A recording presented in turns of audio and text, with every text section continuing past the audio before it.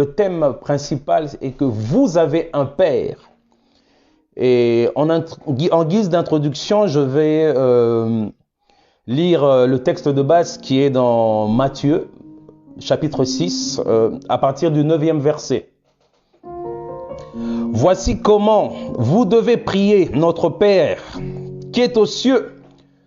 Que ton nom soit sanctifié, que ton règne vienne et que ta volonté soit faite sur la terre comme au ciel. Parole du Seigneur. Ces saintes écritures nous détaillent comment Jésus nous enseigne à prier. Mais il y a 2 points clés avant que nous puissions évoluer. Nous avons le comment prier. Mais il identifie une chose, il identifie le lieu où se trouve le Père pour marquer une différence. Parce que nous avons des pères biologiques, nous avons des pères adoptifs, nous avons des pères spirituels. Alors il fallait marquer cette différence avec le Père qui est aux cieux, qui est le Dieu très haut. Et deuxièmement, le deuxième point, c'est que son nom soit sanctifié. Parce que nous savons que Dieu est saint et ceux qui l'honorent doivent aussi se sanctifier. Alors, le sous-thème que nous avons ce soir, c'est que comment le Père te nomme-t-il? Il est important de savoir comment le Père te nomme. Parce que dans la famille, bien aimée dans le Seigneur, c'est le Père qui a la responsabilité, c'est le Père qui a le devoir de nommer, de donner un nom à l'enfant. Il peut aussi déléguer un nom ou le pouvoir à la mère ou à quelqu'un d'autre de la famille. Mais quand c'est le Père qui donne, celui qui reçoit, celui qui peut nommer un enfant, qui a le mandat du Père, c'est que son nom, la bien-aimée dans le Seigneur, est un nom de la destinée, est un nom merveilleux. Parce que le Père bien-aimé, quand il te nomme, il te donne une identité. Le nom que le Père te trace une voie. Parce que ce nom s'attache à toi et à ta destinée. Et sans plus tarder, nous introduisons maintenant notre message. Nous sommes dans le livre de Genèse, chapitre 32, versets 24 à 30. Donc, je vais lire la version Louis II. Et nous allons étayer ces quelques portions des Saintes Écritures. Et nous allons avancer. Je ne sais pas si tu as la Bible sur ton téléphone, sur ta tablette. Tu peux lire avec moi dans Genèse chapitre 32 à partir du 24e verset. Nous lisons la parole du Seigneur. Jacob demeura seul. Alors, un moment, un homme lutta avec lui jusqu'au lever de l'aurore. Voyant qu'il ne pouvait le vaincre, cet homme le frappa à l'emboîture de la hanche. Et l'emboîture de la hanche de Jacob se démit pendant qu'il luttait avec lui. Il dit, laisse-moi aller, car l'aurore se lève. Et Jacob répondit, je ne te laisserai point alors que tu m'aies béni. Il lui dit, quel est ton nom? Il répondit, Jacob. Il dit encore, ton nom ne sera plus Jacob, mais tu seras appelé Israël, car tu as lutté avec Dieu et avec les hommes, et tu as été vainqueur. Il répondit, pourquoi me demandes-tu mon nom? Et il le bénit là. Jacob appela ce lieu du nom de Péniel, car, dit-il, j'ai vu Dieu face à face, et mon âme a été sauvée. Parole du Seigneur. Alors, bien-aimés, la Bible déclare que ce récit se déroule au moment où, quelques minutes avant, Jacob devait retrouver son frère Ésaü. Mais à un moment, Jacob s'est retrouvé seul, dans un moment de confinement, un moment de solitude, parce qu'il avait un rendez-vous. Et ce jour-là, la Bible ne nous dit pas comment et le pourquoi. Et directement, la Bible nous dit ceci, qu'il commença à lutter avec un homme. On ne sait pas pourquoi il luttait et de quelle façon ils étaient en train de lutter jusqu'au matin. Mais il y a une précision. Et que l'homme, voyant qu'il ne pouvait plus s'échapper parce qu'il commençait à faire jour, il le frappa à l'emboîture de la hanche. Et là, il demanda une chose à Jacob. Quel est ton nom? Amen. Je m'arrête d'abord là, après je vais développer le message. Alléluia. Alors, qu'est-ce qui s'est passé? Pourquoi cet homme lui posa cette question, lui demanda quel est son nom? Parce que bien aimé, le nom décline une identité. Le nom te décrit au fait. Le nom qu'il portait, c'était Jacob. Et vous savez, plus haut, Jacob avait eu une vision. Il a vu à Bethel des anges monter et descendre. Il avait vu un mouvement entre le ciel et la terre. Il y avait une activité. Et je peux encore remonter au début de la Genèse que Dieu, l'Éternel, descendait de temps en temps dans le jardin d'Éden pour échanger avec Adam. Donc Dieu, le Père bien-aimé qui est aux cieux ou qui est au ciel, descend de temps en temps sur la terre. On nous parle d'abord premièrement que c'était un homme. Et à la fin, Jacob dit que j'ai vu Dieu face à face. Parce que pendant qu'il luttait, il ne savait pas encore que c'était Dieu qui était descendu, que c'était Dieu le Père, celui qui nomme, celui qui donne un nom. En fait, le mouvement qui se passait à Bethel, bien-aimé dans le Seigneur, monter et descendre, les anges avaient une activité. Et ce jour-là, bien-aimé, l'ange de l'Éternel, on l'appelle souvent l'ange de l'Éternel, Dieu, tout ça. Il faut différencier un ange, un archange et l'ange de l'Éternel. L'ange de l'Éternel, au fait, c'est une autre dénomination de Dieu le Très-Haut. Et c'est alors que il est arrivé que ce dernier lui pose une question. Quel est ton nom? Et il répondit Jacob. Et l'ange de l'Éternel lui répondit ceci, que tu ne t'appelleras plus Jacob. Bien-aimé, quel est le nom que le monde t'a donné? Quelle est l'identité que les hommes t'ont donnée? Alors, l'ange de l'Éternel est descendu, il avait un but. Au fait, il ne cherchait pas à lutter, mais il cherchait une occasion de bénir un fils. Alléluia. C'était un moment où il était descendu avec une mission spéciale. C'était de bénir cet homme qui s'appelait Jacob. Mais pourquoi il lui posa cette question? Pourquoi? Quel est ton nom? Il répondit Jacob. En fait, dans le registre de la bénédiction, il regardait sur son répertoire. Il chercha le nom de Jacob, mais il n'a pas vu le nom. Parce que le Père avait un nom pour cet homme.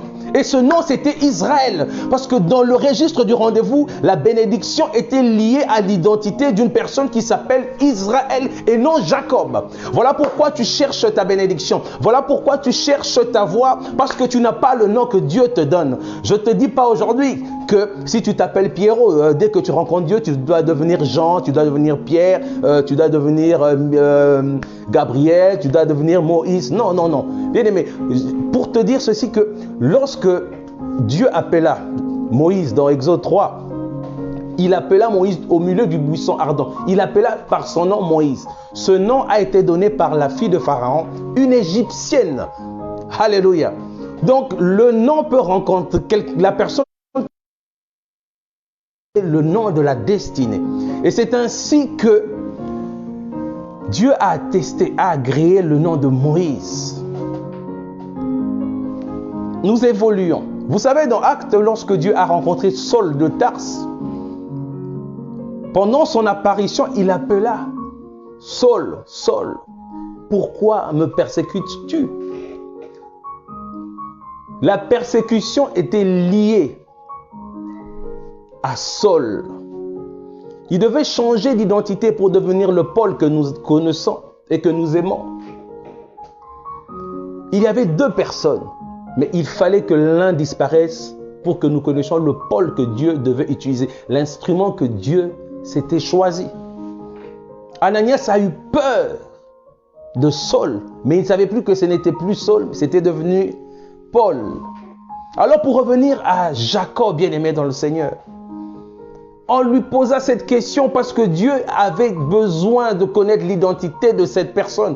Aujourd'hui, quel est le nom que Dieu te donne? Lorsque Dieu lui a donné le nom de Jacob, quelque chose s'est passé dans sa vie et il est entré dans sa destinée. Il avait eu la bénédiction d'Isaac. Il avait eu tout ce qu'il voulait dans ce monde. Mais il lui manquait encore une chose, la bénédiction du Père.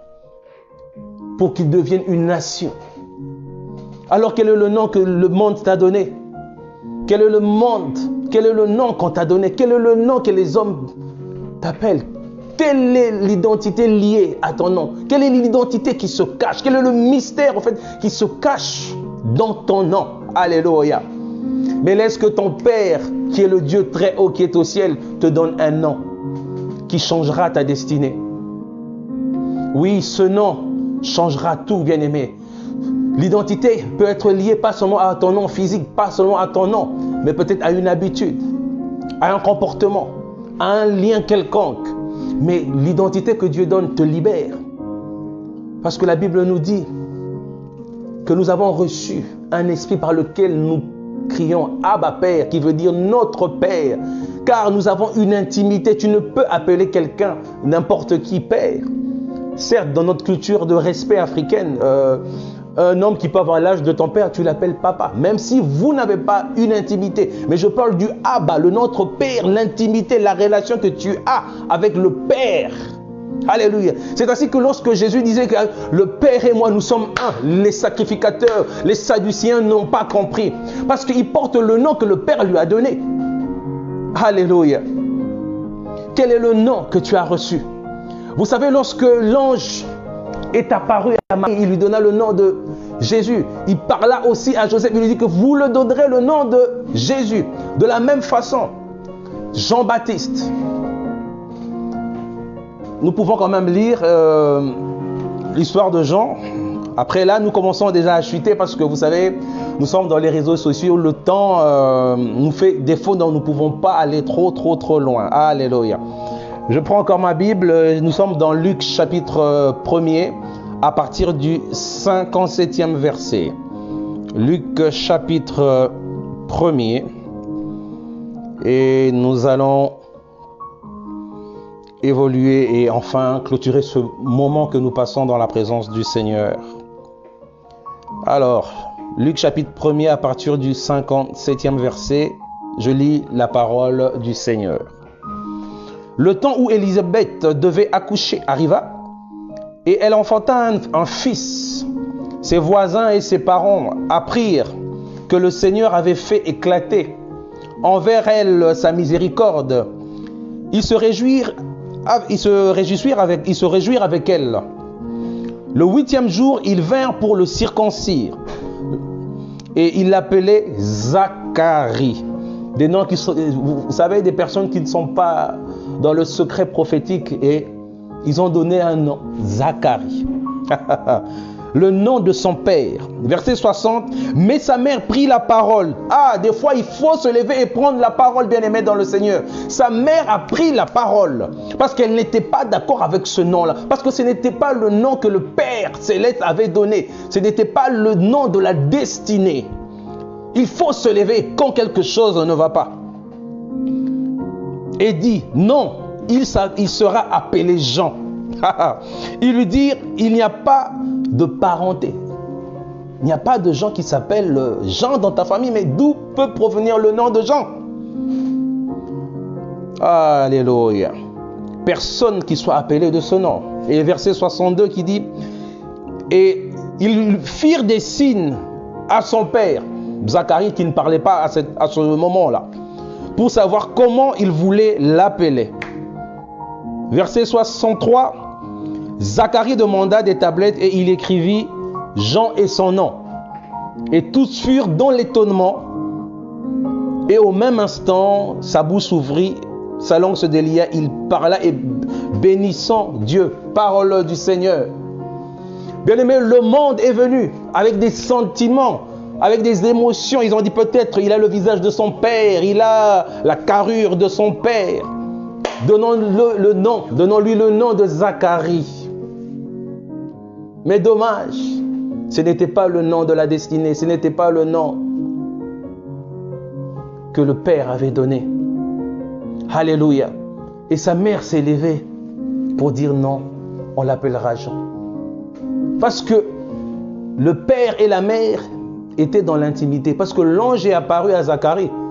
Et Zacharie, peut-être pendant ce temps-là, il a pu faire par des signes et donner le nom à Élisabeth, la mère de Jean-Baptiste. Donc, ils étaient dans le secret. Voilà pourquoi, bien-aimé, fais attention. Celui qui ne connaît pas la vérité, celui qui n'est pas dans le secret ne peut te donner un nom. Il y a des personnes qui t'ont donné un nom. Oh, assis là. Un nom, oh, il sera toujours malade. Un nom, oh, Azaka Kaboy. Non, non, non, non, non, non. L'identité qui fait mon nom, qui fait ma vie, c'est le nom que Dieu m'a donné. Alléluia. Ce n'est pas ce que les hommes disent. Ce n'est pas ce que les hommes disent, mais c'est ce que Dieu dit. Alléluia. Le Père est descendu et a dit à Jacob, désormais on t'appellera Israël. Tu as lutté avec les hommes. En d'autres termes, tu t'es levé. Tu as lutté et tu as reçu. Tu as gagné. Tu as lutté avec le Père et tu as gagné. Alléluia. Et désormais, ton nom sera Israël. Laisse que quelqu'un devienne Israël. Je ne dis pas que ton nom devienne Israël maintenant. Ah non. Mais que tu portes au fait le nom prophétique, le nom de la destinée qui change quelque chose en toi. Ah, il est si merveilleux ce Dieu parce qu'il est merveilleux. Il change ta destinée. Il change ton nom. Il change, bien-aimé, comme le nom que tu as reçu. Le nom aujourd'hui qui cause des problèmes. Le nom qui est un blocage aujourd'hui. Laisse que tu entres dans le nom prophétique et que ton identité change. Parce que celui qui change et celui qui nomme, c'est le Père. Alléluia. Que Dieu vous bénisse. Et nous allons passer un moment dans la prière pendant quelques minutes. Et nous allons clôturer ce merveilleux moment. Je crois que cette parole s'est adressée à toi qui vit dans l'incertitude, dans le jour ou le lendemain, tu ne sais pas quelle identité, quelle est ta destinée, quel est le nom que tu portes. Tu ne sais pas est-ce que ma vie demain sera meilleure. Mais laisse-moi te dire qu'il y a une vie avec Dieu. Jésus, lorsqu'il entre en toi, il change ta vie. Peut-être tu ne l'as pas reçu, peut-être tu ne le connais pas, peut-être tu t'es éloigné de lui, mais lui, il t'aime et il te donne une identité.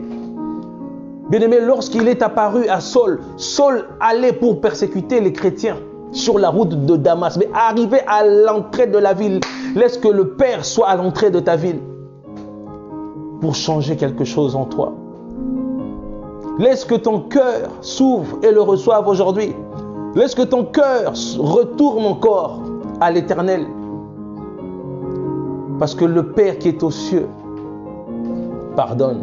Le Père qui est aux cieux t'aime. Le Père qui est dans les cieux restaure. Reçois-le et tu ne seras plus déçu. Oui, le monde t'a déçu, les hommes t'ont déçu, les femmes t'ont déçu, les amis t'ont déçu, la bière, l'alcool, la drogue t'a déçu, l'argent t'a déçu, mais lui, il ne te décevra pas. Parce que le Père ne devient pas amour. Il n'était pas amour, mais il est amour. Il est merveilleux. Père éternel, mon Dieu, je bénis celui qui nous a suivis.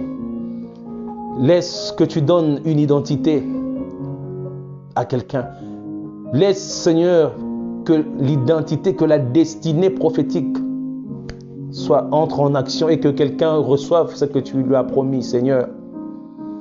Qu'une personne retrouve la voie, le chemin de la destinée et qu'il reçoive le nom venu de toi. Le Dieu